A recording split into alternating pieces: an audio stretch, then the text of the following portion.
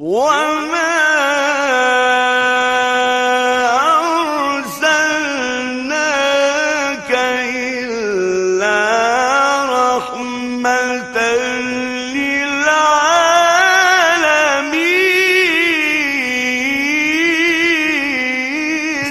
والصلاة والسلام على رسول الله وعلى آله وأصحابه أجمعين. L'amour du prophète alayhi salatu wassalam est un des fondements de notre foi. C'est également une des raisons pour lesquelles le croyant est heureux sur terre. C'est une démarche, cet amour, qui est une démarche non pas simplement sentimentale, mais c'est une démarche réfléchie, orientée vers Dieu. L'amour du prophète n'est pas un amour purement sentimental, car des gens l'ont aimé, et pourtant cet amour n'a pas été suffisant pour qu'il soit aimé par Dieu et sauvé là-haut. Et le meilleur exemple que vous connaissez, c'est celui de son oncle, Abu Talib. Il a aimé Muhammad alayhi salatu wassalam, comme son fils. Il a tellement aimé qu'il a sacrifié son argent, ses biens, son honneur. Il s'est mis à dos pratiquement toutes les composantes de la société mécoise parce qu'il défendait son neveu. Mais il ne le défendait pas parce qu'il était un prophète et qu'il l'aimait en tant que prophète, mais il l'aimait en tant que membre de sa famille, en tant qu'homme. Et c'est un amour purement sentimental. D'ailleurs, juste avant de décéder, le prophète alayhi salatu wassalam a voulu que cet amour sentimental évolue, progresse, et qu'il franchisse le pas du sentiment vers la spiritualité, et qu'il le reconnaisse comme prophète et qu'il l'aime comme un prophète, c'est-à-dire que son amour soit un amour orienté vers Dieu. Et il lui a dit, ô mon oncle, si tu veux que je te sois utile là-haut, que j'intercède en ta faveur, adore un Dieu unique, c'est-à-dire suis mon message. Considère-moi comme étant le moyen pour aller vers Dieu.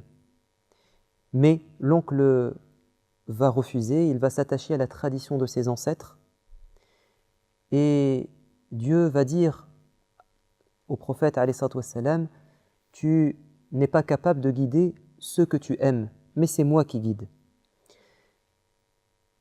Le prophète alayhi salatu wassalam, nous devons l'aimer en tant que prophète, car l'aimer simplement en tant qu'être humain, c'est finalement peut-être ressembler à ces gens qui ont étudié sa vie et qui l'ont admiré en tant que grand personnage ayant marqué l'histoire de l'islam. Et c'est vrai, quand on étudie sa vie, on ne peut qu'être en admiration devant lui. Mais cela n'est pas suffisant. Il y a encore une autre étape. Allah nous dit dans la sourate numéro 3, Ali Imran, قُلْ إِن كُنْتُمْ تُحِبُّونَ اللَّهَ فَاتَّبِعُونِ يُحْبِبْكُمُ اللَّهُ وَيَغْفِرْ لَكُمْ ذُنُوبَكُمْ.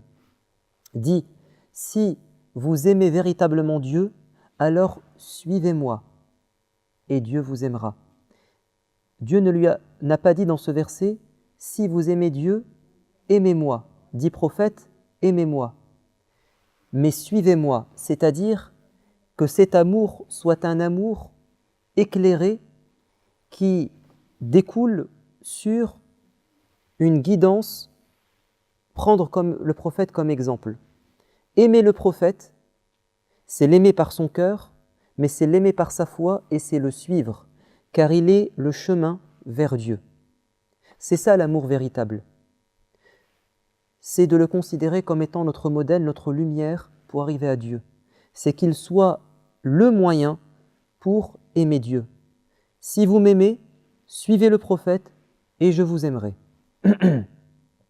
Le défi, c'est donc de connaître le prophète alayhi salatu wassalam pour l'admirer, pour l'aimer sentimentalement, mais pour le reconnaître comme un prophète et comme un guide dans notre vie. Et ça demande beaucoup d'efforts, beaucoup de sincérité, ça demande une étude de sa vie, une volonté réelle et sincère de pratiquer sa sunna, c'est cette méthodologie, cette voie qui nous mène vers Dieu. Et c'est ce qu'ont fait les compagnons. Les compagnons se sont attachés à sa sunna, c'est-à-dire à tous ses enseignements qui ont été enseignés pour plaire à Dieu. Et Abu Bakr as-Siddiq, qui avait la plus grande foi, a bien compris cet enjeu. Car après sa mort, après la mort du prophète alayhi salatu wassalam, les gens ont pleuré. Et Omar ibn al-Khattab a refusé d'accepter cette réalité, c'est que le prophète soit mort. Il a été, à un moment donné, presque aveuglé par son amour sentimental du prophète bien-aimé. Et c'est Abu Bakr qui a la plus grande foi, qui va garder la tête haute et qui, par cet amour spirituel, va dire une chose qui va secouer Omar, que ceux qui adoraient Muhammad sachent que Muhammad est mort, que ceux qui l'aimaient simplement par pur sentiment sachent que c'est fini, l'homme est parti, et que ceux qui aimaient Dieu sachent que Dieu est toujours vivant. C'est-à-dire, le message du prophète, sa sunna, est toujours là, et nous pouvons toujours aimer Dieu et nous rapprocher de Dieu, non plus grâce à l'homme, car l'homme est parti, mais grâce au message qu'il nous a laissé. Alors, il nous faut revenir vers cette sunna de manière éclairée et considérer que tout ce qui nous est parvenu de la part du prophète alayhi salatu wassalam dans le domaine de la religion, je dis bien dans le domaine de la religion, c'est-à-dire dans tout ce qui nous amène à Dieu, est quelque chose que nous devons prendre pour argent comptant et que nous devons pratiquer dans notre vie.